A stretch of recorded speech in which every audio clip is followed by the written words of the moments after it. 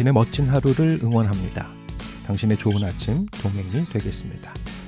스튜디오 실리콘밸리와 함께하는 세노세 라이브.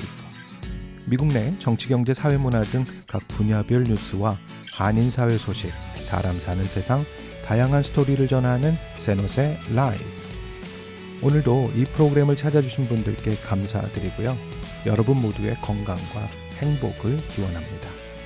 프로그램 제작을 위해 여러분들의 구독, 좋아요, 알람 설정은 큰 도움과 응원이 되어지는데요. 구독, 좋아요 기억해 주시고요. 2021년 11월 30일 화요일 세노세 라이브 이제 시작합니다.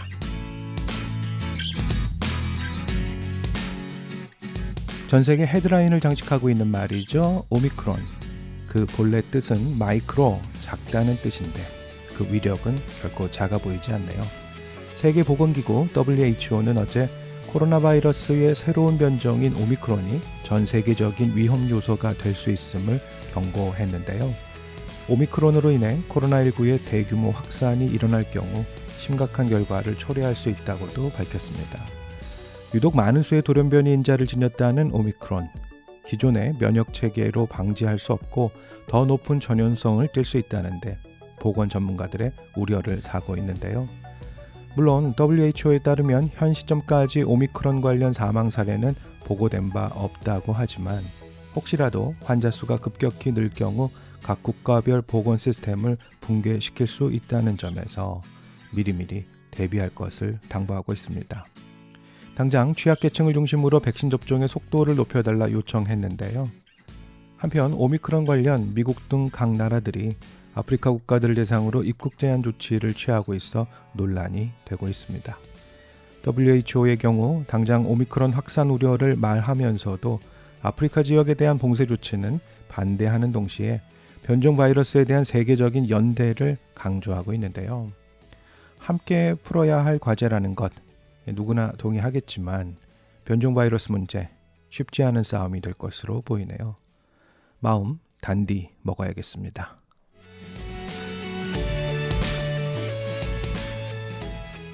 세계보건기구의 경고와 함께 오미크론을 대하는 미국 내 태도 역시 달라졌습니다. 미 질병통제예방센터 CDC는 어제 코로나 백신 추가 접종 부스터샷에 대한 대상을 미국 내 모든 성인들로 확대했는데요. 파이자나 모더나 백신은 맞은 지 6개월, 얀센의 경우는 2개월이 넘은 사람은 모두 추가 접종을 맞으라는 권고가 나온 것입니다. 50세 이상 고령자, 장기 요양시설에 거주하는 이들로 제한을 뒀던 종전의 권고가 더 강화, 격상된 것인데요. 29일인 어제 로셸 발렌스키 CDC 국장은 오늘부로 18세 이상 개인에 대한 부스터샷 권고를 강화한다고 발표했습니다. 이를 두고 뉴욕타임즈 등 미국 내 언론들 CDC의 달라진 톤은 오미크론에 대한 정보가 아직 제한적이라 해도 이번 변이에 대한 우려가 커지고 있음을 뜻한다고 평했는데요. 발견된 지 일주일 만에 최소 16개 국가에서 확진자가 나오며 빠른 확산세를 보이고 있는 오미크론. 향후 관심은 이 변이가 지닌 전염성이 얼마나 강한지, 과연 기존의 백신이 효과적일 수 있는지에 쏠려 있습니다. 볼렌스키 CDC 국장, 혹시나 증상이 있을 경우 즉시 코로나19 검사를 받고 방역수칙을 실천하라 강조했는데요. 변이를 대하는 우리의 태도, 우려와 조심은 맞지만 패닉은 아니라는 조 바이든 미국 대통령의 언급 역시 되새겨 봐야 할 것 같네요. 저는 지난 5월에 2차 접종을 마쳤었는데요. 이번 주나 다음 주쯤 부스터샷을 맞을 계획입니다. 위기일수록 필요한 것, 침착한 마음, 상식적 판단, 주변을 배려하는 태도이지 싶은데요. 일단 우리의 할 일, 자 다들 백신 맞으러 가시죠. 도널드 트럼프 전 미국 대통령, 이미 다음 대선에 I will be back을 외치는 중인데요. 트럼프 대통령 이야기를 하려는 것은 물론 아닙니다. 근데 지난 대선 패배 후 해고시켰던 강요들이 많은데 그중 마크 에스퍼 전 국방부 장관이 쓴 회고록이 세간의 관심을 끌고 있습니다. 어제 워싱턴 포스트 등 미 언론에 따르면 에스퍼 전 국방장관, 미 국방부를 상대로 소송을 제기했다는데요. 워싱턴 DC 연방지방법원에 제출된 소장의 내용은 이렇습니다. 자신의 회고록 내용에 국가안보상 기밀 유출이나 다른 문제는 없는지 살펴보라고 국방부에 건네줬는데 아무 말 없이 자신과 상의도 없이 일부 내용을 삭제했다는 것이네요. 에스퍼 전 장관, 미 수정헌법 1조가 보장한 표현의 자유가 침해됐다며 현 바이든 행정부와 국방부에 실망의 뜻을 전했습니다. 존 커비 국방부 대변인은 국가안보와 저자가 하고픈 말 사이에는 균형을 맞출 필요가 있다며 언급을 자제했는데요. 한편 이번 사안으로 정말 마음이 좀 불편해야 할 사람은 트럼프 전 대통령일 것 같습니다.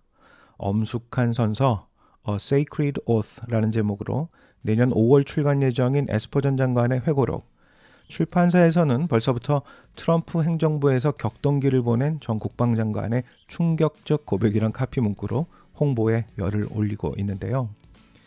2019년 7월 국방부 장관에 오른 마크 에스퍼는 전임 대통령 이 트럼프의 충복이란 소리까지 들었지만 지난해 6월 블랙 라이브스 매터 인종차별 항의 시위를 제압하기 위해 군을 동원하라는 트럼프의 명령을 거부했습니다.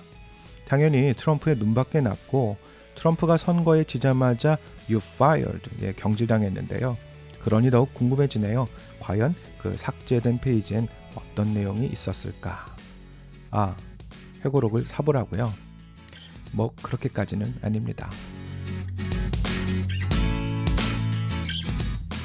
예년과 다른 블랙 프라이데이, 2021년 블랙 프라이데이를 맞아 미국 내 소비자들의 달라진 쇼핑 모습을 이 월스트리트저널이 보도했습니다. 우선 온라인 쇼핑이 예년보다 줄었고 오히려 오프라인이 호황을 누렸는데요. 각종 매장의 방문자 수를 집계하는 리테일 넥스트에 따르면 올해 블랙 프라이데이에 매장을 직접 찾은 사람이 작년보다 무려 61% 늘었다고 합니다.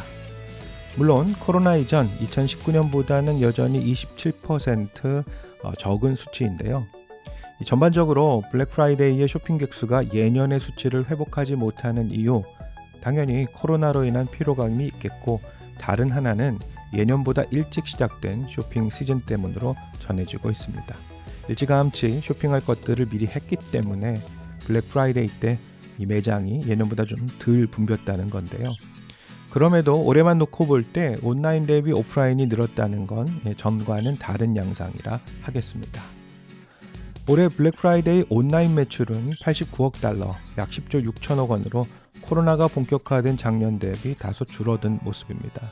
이유는 간단해 보이네요. 소비자들이 워낙 오랜 동안 외출을 참았다는 건데요. 클릭 하나로 해결하는 온라인도 좋지만 직접 코스코나 월마트, 베스트바이 등 오프라인 매장을 찾아 이 카트를 몰고 사고픈 물건을 담는 기분, 바로 그걸 원했던 것 같습니다. 전미 소매업 연맹 NRF는 올해 연말 11월, 12월의 소매 판매가 전년 대비 최대 10%까지 늘 거라고 전망했는데요. 고조되고 있는 미국 내 소비 심리는 알겠는데 앞으로 넘어서야 할 장애물은 역시나 새롭게 모습을 드러낸 변종 바이러스 오미크론이네요. 오미크론의 확산, 어쩌면 사람들의 마음은, 아니 손끝은 다시 온라인으로 향할 수도 있겠습니다.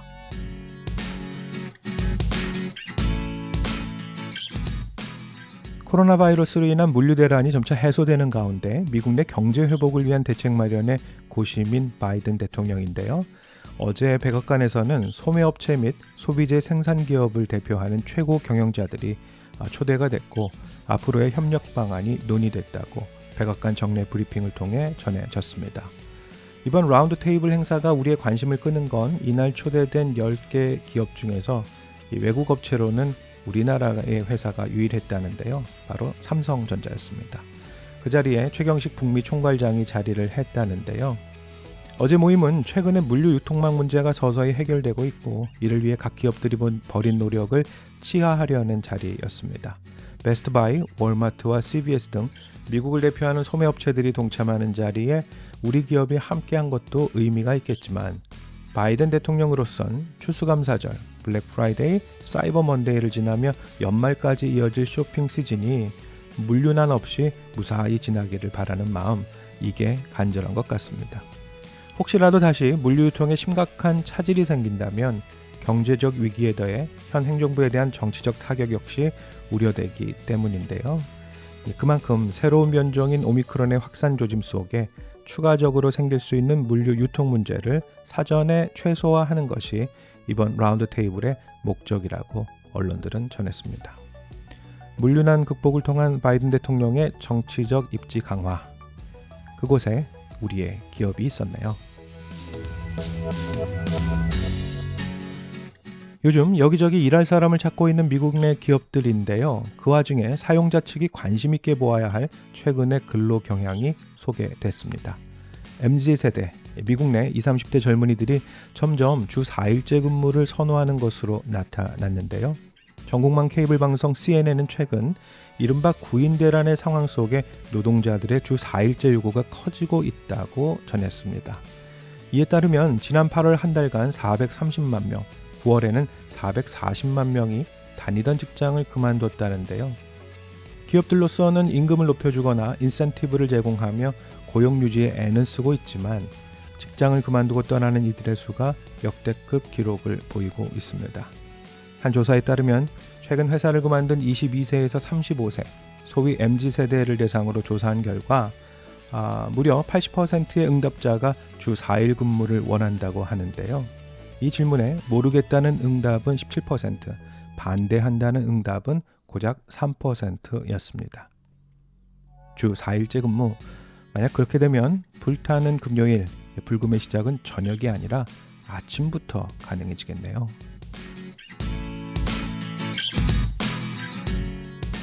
축구팬의 한 사람으로서 놓칠 수 없는 소식, 어제 프랑스에서는 2021 발롱도르 시상식이 있었습니다. 프랑스 축구 전문 잡지 프랑스 풋볼이 주관하는 발롱도르 시상식, 말 그대로 그해 최고의 축구 선수를 뽑는 것인데 1987년생 올해 나이 34살의 축구의 신 리오넬 메시가 2021 발롱도르 수상자로 선정됐습니다. 개인 통산 무려 7번째 발롱도르인데요. 본인도 믿지 못하겠다는 표정입니다. 2년 전 받았을 때가 마지막일 줄 알았는데 다시 받게 되어 놀랍다고 전한 메시는 아무래도 코파 아메리카의 우승이 이번 수상의 이유가 된 것 같다고 수상 소감에서 밝혔습니다. 각국 기자들로 구성된 기자단 투표에서 613점을 받은 메시, 580점에 그친 바이에른 뮌헨 최고의 스트라이커 로베르트 레반도프스키를 제치고 수상의 영예를 누렸는데요. 개인적으로는 레반도프스키가 좀 안 됐네요. 메시가 없었다면 충분히 받고도 남았을 좋은 스트라이커인데요. 올해 65회째를 맞은 발롱도르에서 통산 7번째 수상에 성공해 역대 최다 타이틀을 갖게 된 메시.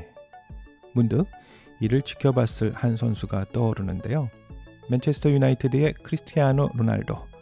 올해 투표에선 6위를 기록했다는데 시상식을 안 봤을 수도 있겠네요. 어쨌든 저는 메시 팬이라서 리오넬 메시, 이 방송을 들을 리 없겠지만 Congratulations입니다.